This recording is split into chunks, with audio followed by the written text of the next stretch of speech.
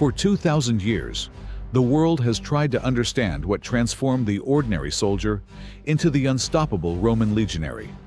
How did farmers, shepherds, and street boys become a war machine that conquered continents? Some say it was discipline. Some say strategy. Some say the will of emperors. But buried in dusty scrolls and military records lies a forgotten method.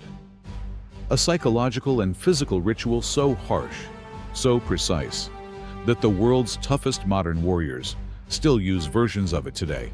A method revived by a single Roman emperor, whose obsession with discipline shaped the world's deadliest fighting force.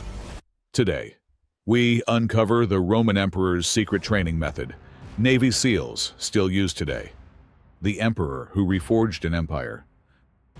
It is the year 122 AD. The Roman Empire stretches from the sands of Egypt to the wild forests of Britannia.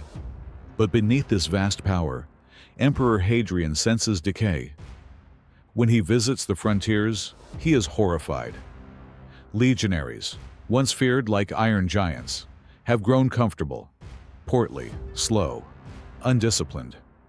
Historical writings say Hadrian was furious with the sight. He reportedly shouted, "Soldiers must be warriors, not ornaments." Hadrian knew that Rome's enemies were growing bolder. The Parthians in the east, the Germanic tribes in the north, the restless Britons beyond the wall. If the legions weakened, Rome would crumble. So Hadrian made a radical decision. He would rebuild the Roman military from the ground up, not with more weapons, but with a new kind of soldier. He resurrected a brutal training method that had not been used since the days of the early Republic. A method designed to break a man, then rebuild him as something greater. The secret method. The calculated break. Hadrian believed that warriors are not created through comfort, but through suffering. He shaped a system historians later called the calculated break. A three-stage transformation, each more relentless than the last. Stage 1.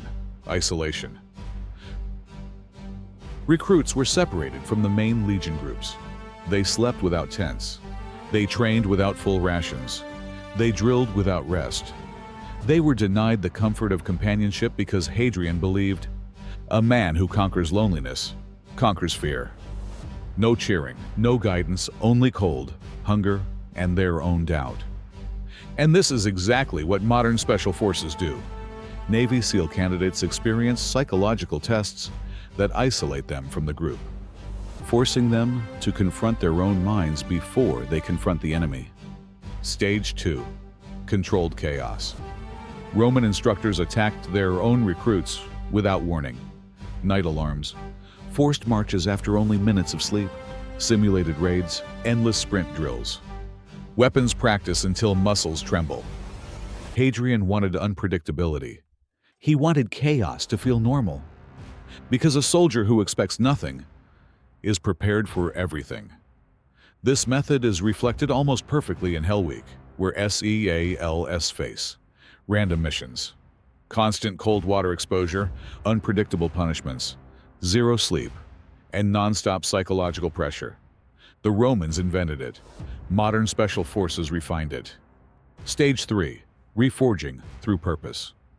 After weeks of suffering, soldiers were reintegrated into the legion. But they were not the same men. They had survived together. They had endured the same storms, the same failures, the same exhaustion. Hadrian understood the deepest truth of warfare. The strongest armies are built from shared suffering. This principle lives on in modern SEAL training, from log PT to boat carries. Every test forces candidates to understand that no mission succeeds alone. The Romans figured this out 1,900 years ago, the lost water trial of the legends.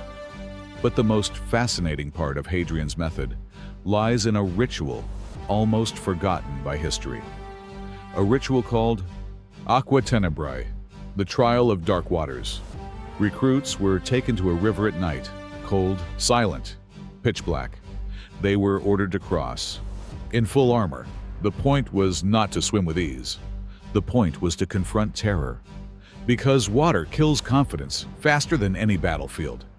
SEAL training uses the exact same psychological trigger: drown-proofing tests, pool harassment, cold surf torture, underwater knot drills, combat swimmer qualification.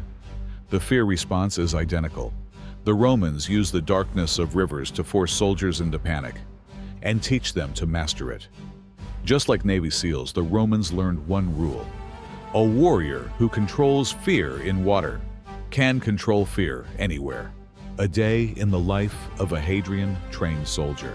To understand how brutal this training was, historians reconstructed a typical day under Hadrian. Dawn. Bugles sound. Soldiers wake up before the sun.